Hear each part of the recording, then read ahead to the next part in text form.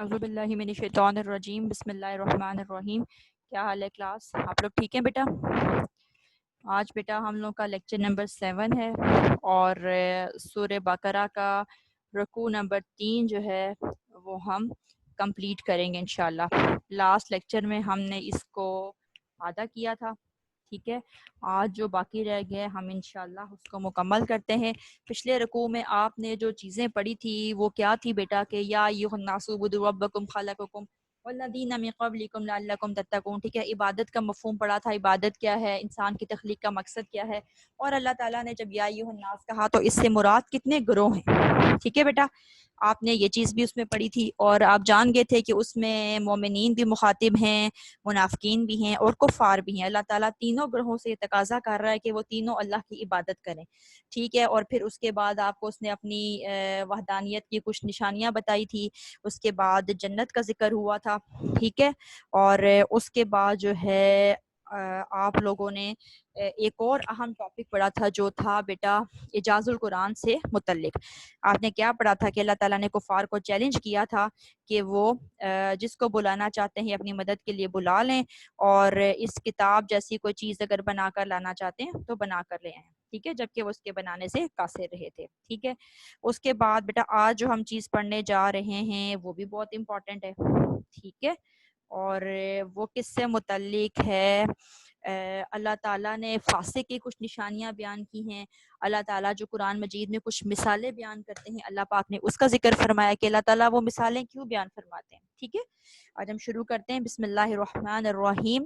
یہ آیت نمبر 26 ہے، 26 آیت نمبر آج ہم شروع کریں گے۔ بسم اللہ الرحمن الرحیم۔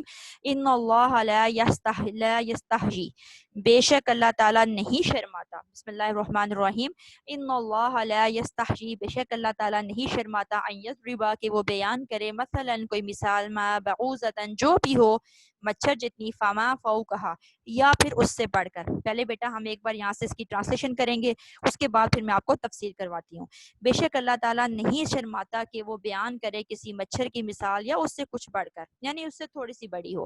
فَأَمَّا الَّذِينَ آمَنُوا، پس جو لوگ ایمان لائے، فَيَعْلَمُونَ، تو وہ جانتے ہیں، أَنَّهُ الْحَقُّ مِن رَبِّهِمْ، کہ حق تو ان کے رب کی طرف سے ہے۔ بے شک جو لوگ ایمان لائے وہ یہ بخوبی جانتے ہیں کہ حق ان کے رب کی طرف سے ہے۔ وَأَمَّا الَّذِينَ كَفَرُوا، اور جو لوگ کافر ہوئے، فَيَقُولُونَ، تو وہ کہتے ہیں یا وہ ضرور کہیں گے، ماذا اراد اللہ بہذا مثلا، ماذا کیا ہے مراد، اراد اللہ اللہ کا ارادہ، اللہ کیا چاہتے ہیں، بہذا مثلا اس مثال کے ذریعے، یعنی جب اللہ تعالیٰ مچھر کو چھوٹی کوئی بھی مثال دے کے بات سمجھانا چاہتا ہے تو وہ ایمان والے سمجھ جاتے ہیں کہ وہ ان کے رب کی طرف سے حق ہے، اور کافر لوگ سوال شروع کر دیتے ہیں اللہ تعالیٰ اس چھوٹی سی مثال کے ذریعے کیا سمجھانا چاہتے ہیں، اللہ کا ارادہ کیا ہے۔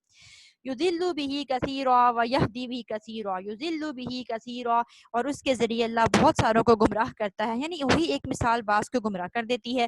ویہدی بہ کثیرا، اور بعض اس کے ذریعے ہدایت پکڑ لیتے ہیں، اور وہ بعضوں کو اس کے ذریعے ہدایت کا راستہ دیتا ہے۔ وما یضل بہ، اور وہ نہیں گمراہ کرتا اس سے، الا الفاسقین، سوائے فاسقوں کے، اور سوائے فاسقوں کے کوئی گمراہ نہیں ہوتا۔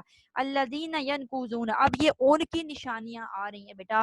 پیچھے آپ نے پہلے رکوع میں متقین کی نشانیاں پڑھی، پھر دوسرے رکوع میں آپ نے جو منافقین تھے ان کی چند علامات پڑھی، آج آپ فاسقین کی پڑھیں۔ یہ کون لوگ ہوتے ہیں فاسق؟ معنی بھی میں آپ کو اس کا بتاتی ہوں، ابھی پہلے ہم ٹرانسلیشن کمپلیٹ کر لیتے ہیں۔ الذین ینقضون عہد اللہ، وہ لوگ جو اللہ کے ساتھ کیے گئے وعدے کو توڑ دیتے ہیں، من بعد میثاقہ، اس کے پختہ ہو جانے کے بعد۔ بیٹا ایک عہد ہوتا ہے، ایک میثاق ہوتا ہے، میثاق ہوتا ہے پختہ وعدہ۔ بے شک یہ فاسق وہ لوگ ہوتے ہیں جو اللہ کے ساتھ وعدہ کرنے کے بعد، پختہ کرنے کے بعد اس کو توڑ ڈالتے ہیں۔ وَيَقْطَعُونَ مَا أَمَرَ اللَّهُ بِهِ أَن يُوصَلَ، وَيَقْطَعُونَ، اور قطع کرتے ہیں، ختم کر دیتے ہیں، مَا أَمَرَ اللَّهُ بِهِ، جس کا اللہ نے حکم دیا، يُوصَلَ، کہ اس کو جوڑا جائے، اور وہ صلہ رحمی نہیں کرتے، اللہ نے جس کو جوڑے رکھنے کا حکم دیا اس کو توڑ ڈالتے ہیں۔ وَيُفْسِدُونَ، اور فساد مچاتے ہیں، فی الارض، زمین میں۔ یہ بیٹا ان کی تیسری نشانی ہے، اور یہ زمین میں فساد برپا کرتے ہیں۔ پہلی نشانی ان کی کیا بیان ہوئی ہے؟ پہلی نشانی ان کی یہ بیان ہوئی ہے کہ یہ اللہ تعالیٰ سے کیے گئے وعدے کو توڑ ڈالتے ہیں۔ دوسری نشانی کی یہ بیان ہوئی ہے صلہ رحمی نہیں کرتے، اللہ نے جس کو جوڑے رکھنے کا حکم دیا اس کو توڑ ڈالتے ہیں۔ تیسری نشانی بیان یہ ہے وَيُفْسِدُونَ فِي الْأَرْضِ، زمین میں فساد برپا کرتے ہیں۔ أُولَئِكَ هُمُ الْخَاسِرُونَ، یہی لوگ نقصان اٹھانے والے ہیں۔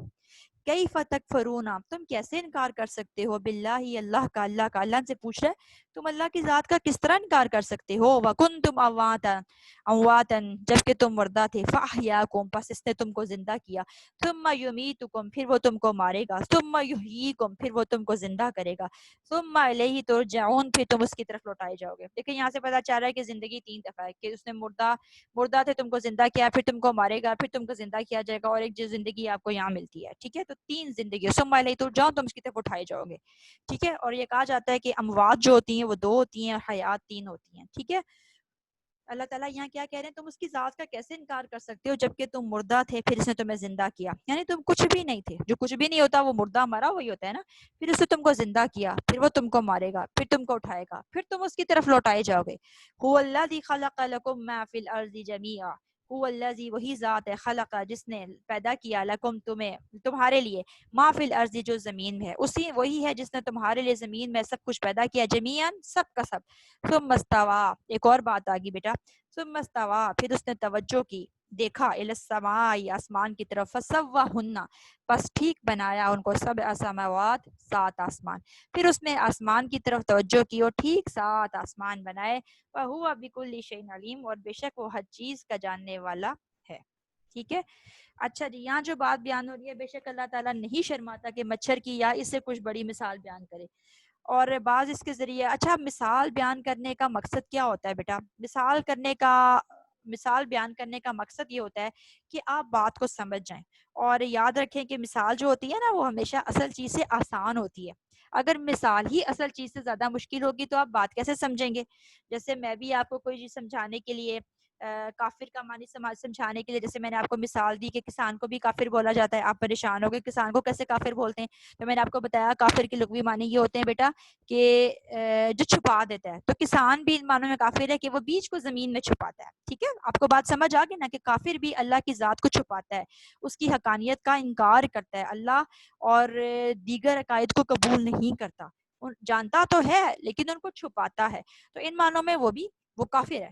اسی طرح اللہ تعالیٰ فرماتے ہیں، یہ مثالیں ہمیں سمجھانے کے لیے دی جاتی ہیں، دیکھیں کسی جگہ اللہ تعالیٰ نے شہد کی مکھی سے ہمیں سمجھایا، کسی جگہ اللہ تعالیٰ نے جو ہے وہ ہمیں ایک چونٹی کی مثال سے سمجھایا، کسی جگہ مچھر آتا ہے، کسی جگہ اللہ نے مکھی کہا، ٹھیک ہے، یہ تو کچھ بھی نہیں بنا سکتے، اور ان کے معبود ایسے ہیں کہ اگر ایک مکھی ان سے کچھ چھین کر لے کے جانا چاہے تو وہ اس کے پر بھی جو ہے وہ قادر نہیں ہے کہ اس سے اپنے معبود کے اوپر بیٹھ جائے تو وہ نہیں چھڑا سکتے، اگر وہ ان کا کھانا لے جائے تو وہ اس کو چھڑانے کی طاقت نہیں رکھتے، ٹھیک ہے۔ تو اللہ تعالیٰ نے اصل بات تو مثالوں کا مقصد کیا ہوتا ہے، یہاں پہ ایک امپورٹنٹ کوسچن یہ بھی ہے بیٹا کہ مثال کا مقصد کیا ہوتا ہے، مثال کا مقصد یہ ہوتا ہے کہ آپ کو بات اچھی طرح سمجھ آ جائے، اب جس بھی چیز کے ذریعے سے انسان کو بات سمجھ آ سکتی تھی اللہ نے اسی مثال کا استعمال کیا، ٹھیک ہے۔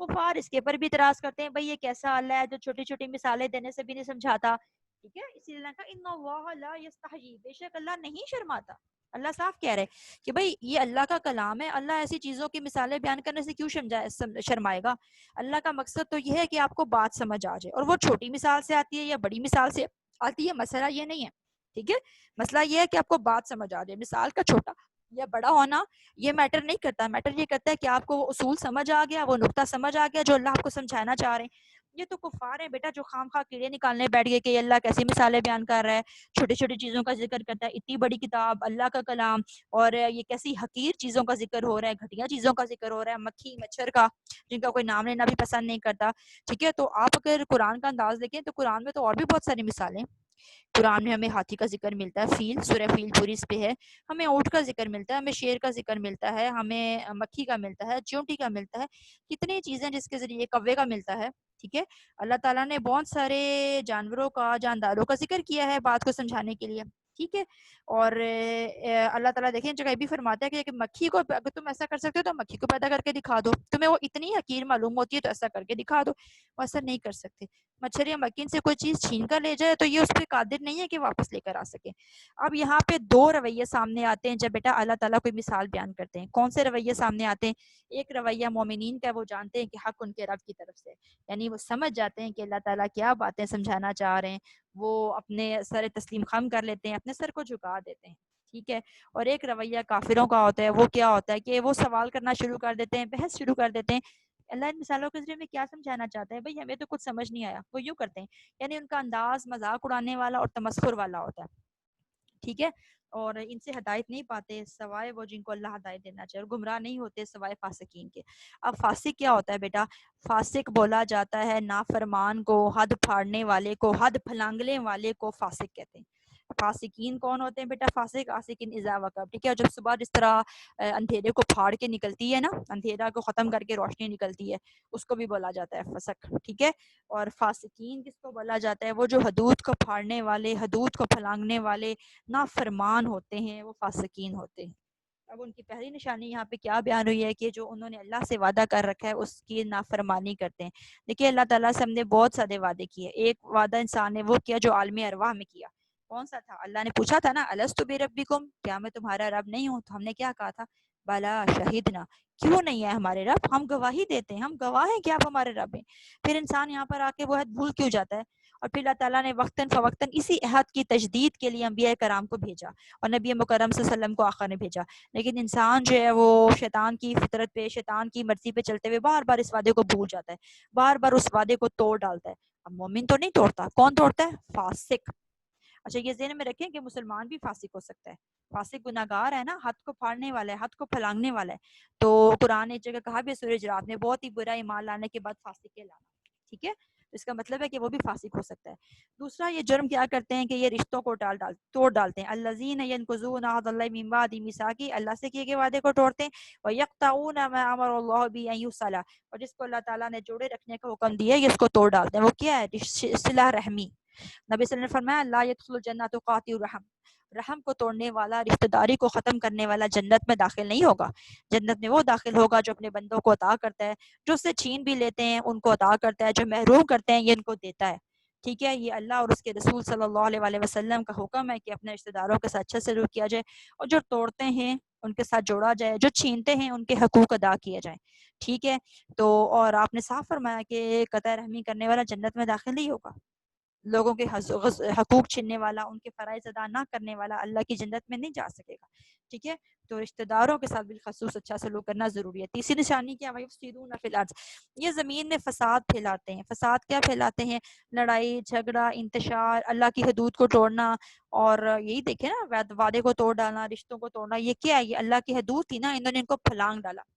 اور اللہ نے ان کے بارے میں کیا کہا؟ اولئک هم الخاسرون، پھر یہی لوگ خسارہ اٹھانے والے، نقصان اٹھانے والے، یعنی ان کے خسارے کی مختلف شکلیں نا کہ یہ برائیوں میں مبتلا رہیں گے، یہ ہمیشہ خسارہ پائیں گے، اور اس دنیا میں نہیں اس دنیا میں بھی پائیں گے، ٹھیک ہے بیٹا۔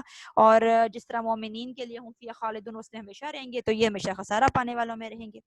کیف تکفرون باللہ، تم کیسے اللہ کی ذات کا انکار کر سکتے ہو جب کہ تم مردہ تھے، اس نے تم کو زندہ کیا، پھر وہ تم کو زندگی دے گا، پھر وہ تم کو مارے گا، پھر وہ تم کو اٹھائے گا اور تم اس کی طرف لوٹائے جاؤ گے۔ یہاں پہ بھی دیکھیں اللہ تعالیٰ جو ہے وہ توحید کے دلائل دے رہے ہیں، کیا دے رہے ہیں کہ وہی تم اللہ کی ذات کا انکار کیسے کر سکتے ہو، ٹھیک ہے، کہ وہ تمہیں عدم سے وجود، پہلا سٹیپ کیا تھا؟ عدم سے وجود میں لانا۔ دیکھیں ایک چیز پہلے سے موجود ہو تو اس کو دیکھ کے چیزیں تیار کرنا آسان ہے، ایک کتاب تیار ہے اس کی دیکھ کے کاپیز بنانا بہت آسان ہے، لیکن ایک جو ہے نا چیز ہے ہی نہیں، پہلی بار بنانا کتنا مشکل ہوتا ہے نا۔ تو اللہ یہ کہہ رہے ہیں کہ اگر اللہ تمہیں عدم سے وجود میں لانے پہ قادر ہے تو دوسری بار تو تمہیں پیدا کر ہی سکتا ہے، اور تیسری بار تو تمہیں اٹھا ہی سکتا ہے، ٹھیک ہے۔ تو یہ اللہ کے لیے کچھ بھی مشکل نہیں ہے، اللہ تعالیٰ جو ہے وہ تمہیں زندہ کرے، یعنی تمہاری پیدائش تمہیں وجود میں لے کر آئے، جس کو تخلیق بولا جاتا ہے، اور پھر اس کے بعد تم پہ موت طاری کرے، جس کو اللہ نے کہا کہ ہر انسان کو موت کا ذائقہ چکھنا ہے، کل نفس ذائقۃ الموت، ٹھیک ہے۔ اور پھر آپ دیکھیں کہ دوبارہ زندگی تمہیں عطا کرے، وہ کون سی زندگی ہوگی؟ ان تمہیں پھر موت طاری کی، پھر تمہیں زندہ کیا، کہ جب جو ہے وہ سور پھونکا جائے گا، ٹھیک ہے، تو ساری کائنات جو ہے وہ ایک آواز کے اوپر اٹھ کر دوڑ جائے گی اللہ کے حکم کی طرف، اور اللہ کی طرف رجوع کیا جائے گا، تم میں نہیں تو جاؤں، پھر تمہیں اسی کی طرف لوٹ کر جانا ہے۔ تو کیا اتنے سارے مراحل کو جاننے کے بعد انسان انکار کر سکتا ہے کہ میرا کوئی خدا نہیں ہے؟ ویسا کہہ سکتا ہے؟ وہ نہیں کہہ سکتا۔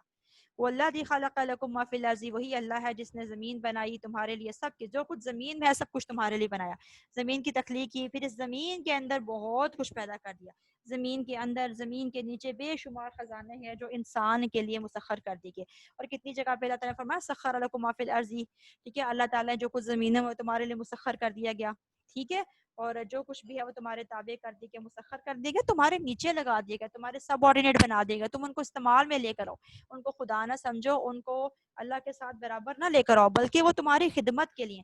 پھر وہی وہ کہتا ہے ثم استوى الى السماء، پھر اس نے آسمان کی طرف رجوع کیا، ٹھیک ہے، آسمان کی طرف دیکھا، فسوّہن سبع سماوات، پھر اس نے ٹھیک 7 آسمان بنائے، ٹھیک ہے. یہاں سے بھی پتہ چلا کہ آسمانوں کی تعداد 7 ہے. اور آپ دیکھ لیں کہ آسمان کی ہر جگہ پلورل کا صیغہ یوز ہوتا ہے، سماوات. زمین کے لیے الارض، تو زمین جو ہے وہ واحد ہے، اس کی نیچے تہیں ہیں لیکن ہم اس کو پلس کر کے نہیں بتائیں گے، بس ایک ہی زمین ہے.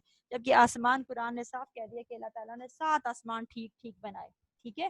اور پھر ان کو سجا بھی دیا، آراستہ بھی کر دیا، خالی چھت نہیں بنا دی گندی مندی سی، بلکہ کیا کیا، اس کو آراستہ کیا سیاروں کے ساتھ، ستاروں کے ساتھ. وہ کتنا خوبصورت لگتا ہے نا. پھر بادل بھی اس کے پہ نظر آتے ہیں، سورج چمکتا ہے، چاند روشن ہوتا ہے، ٹھیک. اور اللہ تعالیٰ کی صفت ہمیں یہاں سے کیا پتہ چلی، وَهُوَ بِكُلِّ شَيْءٍ عَلِيمٌ، بے شک اللہ تعالیٰ ہر چیز کا علم رکھنے والے ہیں. جسے کہا نا وہ فوق کل ذی علم علیم، بے شک ہر علم والے سے اوپر ایک علم والا موجود ہے، تو اللہ سے بڑھ کے کوئی علم والا نہیں. اور اب آپ اپنا جیسا بھی عمل ظاہر کریں، اللہ تعالیٰ باخبر ہے، اللہ تعالیٰ جانتا ہے، اللہ تعالیٰ ہر چیز کا علم رکھنے والے ہیں. آپ جو بھی کر رہے ہیں، جو بھی بیان کر رہے ہیں، ٹھیک ہے، اور جس بھی حال سے گزر رہے ہیں، آپ فاسق ہیں، مومن ہیں، خسارے والے ہیں، ایمان رکھتے ہیں، نہیں رکھتے، اللہ تعالیٰ آپ کی تمام کیفیات سے واقف ہے. اس کے علم سے، اس کی صفت علیم سے کوئی بھی چیز پوشیدہ نہیں ہے. وہ ہمارے ہر طرح کے اعمال، چاہے ہم ظاہر کریں چاہے ہم باطن میں رکھیں، وہ ان کو جانتا ہے، وہ ان سے آگاہی رکھتا ہے. کہ بیٹا یہاں پر ہمارا جو ہے وہ تیسرا رکوع مکمل ہو گیا ہے. آپ نے اس کے امپورٹنٹ چیزیں جو ہے نا وہ دیکھ لینی ہیں. آپ نے اس کو شروع سے دیکھنا ہے، ٹھیک ہے. اس کو تیار کر لیں، میں کوشش کروں گی کہ اس پہ آپ کا کوئز بنا دوں، ٹھیک ہے. اب آپ کو میں اگر ایک برڈ آئی ویو دوں، ایک ہم نظر اس پہ ایک تائرانہ نظر ڈالیں، تو آپ نے عبادت کا مفہوم بتانا ہے، ٹھیک ہے. اور آپ نے یا ایھا الناس کی وضاحت کرنی ہے، اور یہ جو ہے نا خلقکم والذین من قبلکم، اور جو تم سے پہلے تھے اس کی بھی وضاحت کرنی ہے، ٹھیک ہے. پھر اللہ تعالیٰ کی جو توحید کی نشانیاں آ رہی ہیں کہ اس نے تمہارے لیے زمین، آسمان، ہر چیز پیدا کی، وہاں سے بارش نکالی، پھر رزق گزایا. ان سب نعمتوں کو یاد کروانے کے بعد وہ ہم سے چاہ کیا رہا ہے، وہ یہ چاہ رہا ہے کہ اس کے ساتھ کسی کو شریک نہ ٹھہرایا جائے. فَلَا تَجْعَلُوا لِلَّهِ أَنْدَادًا، ٹھیک ہے. اس کے بعد اعجاز القرآن کا عنوان آ رہا ہے کہ اس جیسی کتاب، قرآن نے کفار کو چیلنج دیا تھا کہ تم اس کتاب جیسی بنانا چاہتے ہو تو بنا کے لے آؤ، اور ساتھ ہی کہا کہ تم ایسا نہیں کر سکتے ہو. جب نہ کر سکو تو اپنا انجام یاد رکھنا کہ تم ایسی آگ میں جاؤ گے جس کا ایندھن انسان اور پتھر ہوں گے. اور پھر ایمان والوں کی خوشخبری ہے، یعنی جنہوں نے اس کتاب کو، اس کی حقانیت کو قبول کر لیا، جنت میں جائیں گے، اس کے نیچے نہریں ہوں گی، ان کے لیے رزق ہوگا، اور پاکیزہ بیویاں ہوں گی، جوڑے ہوں گے، ٹھیک ہے. اور وہ سب سے بڑی اسپیشلٹی وہم فیہا خالدون، اور وہ اس میں ہمیشہ رہیں گے. اس کے بعد اللہ تعالیٰ جو مثالوں کے ذریعے آپ کو باتیں سمجھاتا ہے، اس کی وجہ بیان کر دی گی. وہ اس لیے ہوتی ہیں کہ آپ کو کوئی چیز کلیئر ہو جائے. مثال کا چھوٹا بڑا ہونا میٹر نہیں کرتا، یہ چیز اہمیت نہیں رکھتی، بلکہ اگر کوئی چیز اہم ہے تو وہ یہ ہوتی ہے کہ کیا آپ کو بات سمجھ آ گئی، کیا آپ نے حق کو پا لیا. اگر حق کو آپ نے چھوٹی سی مثال کے ذریعے پا لیا تو آپ کامیاب ہوگے. اور کفار کا رویہ، اگر یہ سوال، اسی بحث میں پڑ گئے، ارى ماذا اراد اللہ بہذا مثلا، اللہ کا اس مثال سے کیا مطلب ہے، کیا مقصد ہے، تو آپ کبھی بھی ہدایت نہیں پا سکتے، آپ گمراہ ہو جائیں گے. پھر اللہ تعالیٰ نے فاسقین کے بارے میں بتایا، ان کی نشانیاں بیان کی. یہ 3 نشانیاں آپ کو فنگر ٹپس پہ یاد ہو جانی چاہیے، ٹھیک ہے. کہ اللہ سے کیے گئے وعدے کو توڑ ڈالتے ہیں، صلہ رحمی نہیں کرتے، رشتہ داروں کے ساتھ اچھا سلوک نہیں کرتے، اور تیسرا یہ کہ زمین میں فساد پھیلاتے ہیں. پھر فساد کی مختلف صورتیں ہیں، اللہ کا انکار کرتے ہیں، توحید کے قائل نہیں ہیں، گناہ کرتے ہیں، اللہ سے کیے گئے وعدے کی نافرمانی کرتے ہیں، اور اپنے رشتہ داروں کے ساتھ اچھا سلوک نہیں کرتے، ٹھیک ہے. پھر اللہ کہہ رہے ہیں کہ آپ کیسے فاسق ہو سکتے ہو، کیسے اللہ کی ذات کا انکار کر سکتے ہو، جبکہ وہ آپ کو پیدا کرتا ہے، پھر مارے گا، پھر زندہ کرے گا، پھر اپنی طرف اٹھائے گا، ٹھیک. اور پھر اللہ تعالیٰ نے آسمان اور زمین کی تخلیق کا بتا دیا کہ 7 آسمان اللہ نے ٹھیک بنائے. یہ سب چیزیں اللہ تعالیٰ کے دائرۂ علم میں ہیں، احاطۂ علم میں ہیں، ٹھیک. اس پہ کسی کو کوئی شک نہیں ہونا چاہیے. اس رکوع کو بھی بیٹا تیار کر لیں. الحمدللہ ہمارے آج 3 رکوع مکمل ہو گئے. ہم انشاءاللہ 5 رکوع مکمل کر کے تو احادیث کی طرف جائیں گے انشاءاللہ. پھر ہم پہلی 5 حدیث کریں گے اور اس کے بعد انشاءاللہ ہم اس کو ختم کریں گے، ٹھیک ہے. آپ کا ایک بار چھوٹا سا ٹیسٹ رکھوں گی. جزاک اللہ بیٹا، اس کو اچھی طرح پڑھ لیجیے گا. اللہ حافظ، السلام علیکم.